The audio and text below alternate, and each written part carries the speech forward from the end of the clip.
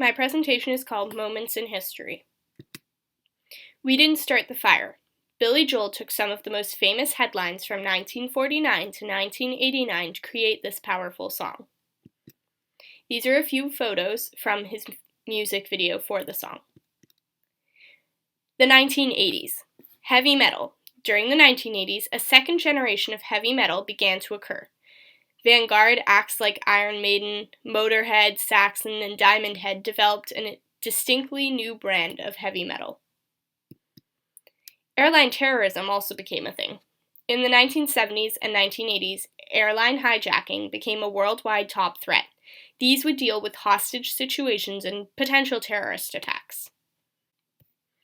Birth control. In 1960, the first oral contraceptive, Enivid, was approved by the U.S. Food and Drug Administration as contraception. In 1965, the Supreme Court gave married couples the right to use birth control, ruling that it was protected in the Constitution as a right to privacy. However, millions of unmarried women in 26 states were still denied birth control. In 1968, FDA approved IUDs, bringing early versions like Lippy's Loop and Copper 7 to the market. Now, there were also fun propaganda posters for birth control. One of the ones against birth control was this picture of a pill with the baby in it, and it's being killed with an axe. And it has the pill written on it, and it's basically just a metaphor saying birth control kills babies. So that's an example of how people felt about birth control at the time. The 1980s. During this period of the Harlem Renaissance, many women were taking a stand to express themselves, especially Black women.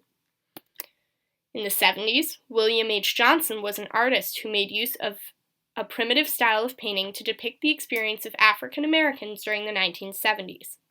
During this time, Black people were really beginning to express their stories and how they fit and what happened to them. This photo is one of William H. Johnson's paintings.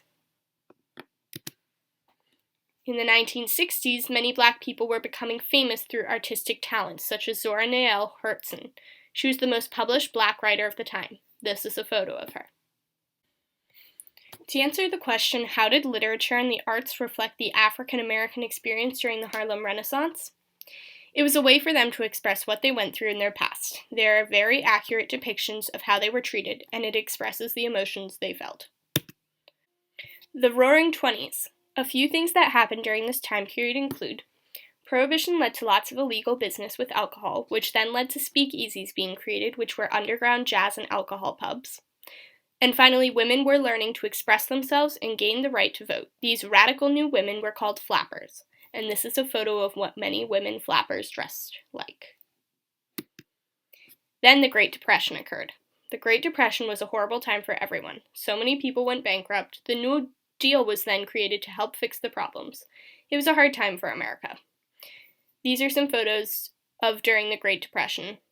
Like, these two men are basically wearing signs that had descriptions of things they could do, and they wanted a job, and they would just walk around wearing these signs, hoping that someone would accept them. Or this was a mother who had children, and she was selling them. She wanted to sell her children so that they could hopefully have better lives, and so she could maybe last a few more years. Realism and naturalism. To answer the question, how have women writers evolved in American literature? Women gained acceptance and importance in American literature in conjunction with gaining rights and equality through women's suffrage. Also, with the new freedom and power, they were able to write with a different point of view than they were used to. More on this. The Civil War brings demand for a truer type of literature that does not idealize people or places. Who are the common characters of this time period not idolized? In society defined by class society, and are they corrupted by materialism? One example of this is colored people were considered lesser as groups, like the KKK fought against them. The time period was based on survival of the fittest, and literature was based mostly on reality and the harshness of it. Transcendentalism and Romanticism. Civil disobedience is the refusal to comply with certain laws or to pay taxes and fines as a peaceful form of political protest. Individuals have a right in society to express themselves. The individual allows society to grow and expand the way it needs in order to improve. Nature inspires art because it is untouched, it is natural, and it gives people something they have seen before to relate to. This photo is of Rosa Parks, who used civil disobedience to refuse sitting in the back of the bus when blacks were expected to sit there as white people came on. The Revolutionary War period and birth of a nation. A few differences between Americans and Europeans include their concept of time, their measuring system, their date and time system, their public holidays, their schooling, their languages, their government system, their patriotism, their religion, their food, their sports, their advertising, and their military politics. Now, to define a democratic utopia. It is basically the idea that you can have a perfect form of the democratic government.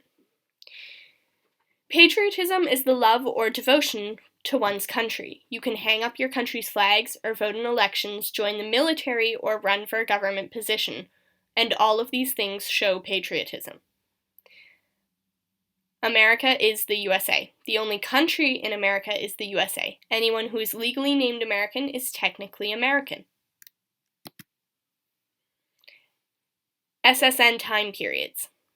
In The House of Mango Street by Sandra Cisneros, it was set in the 1960s, which is when the Vietnam War was happening, and people now labeled as hippies were especially fighting against it. The Beatles were also very popular during this time period, and women were voting for freedom.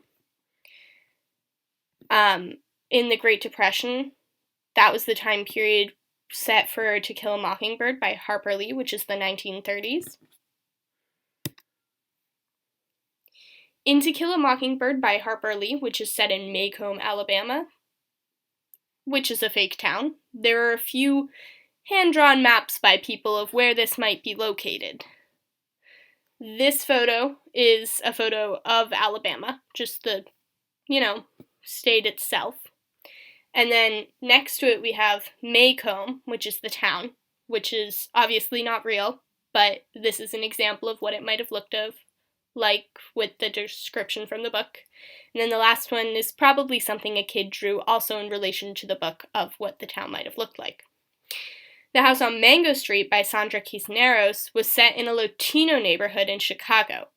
Of course, this town wasn't explicitly named or told about, but lots of descriptions have been made, so people make assumptions.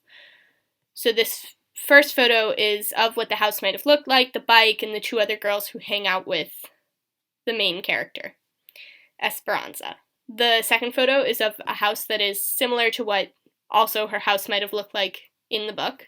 And finally, there's a hand-drawn photo by what a child's version of Mango Street might have looked like. Now to explain life in the United States before the 1750s. The U.S. was still under colonial rule. Everyone was very religious, and hygiene and technology had not been very advanced yet. The future. Literature in the future is going to be based on the generation of kids growing up today, talking about how we are social media based and we don't know how to unplug. Books will mostly be written by adults judging the world we live in and that they do not understand. Books will be read on portable devices, and writers will struggle to make as much money as they used to since copies and photos will be made and distributed by owners. Here are my sources, and here are the continued sources. Thank you.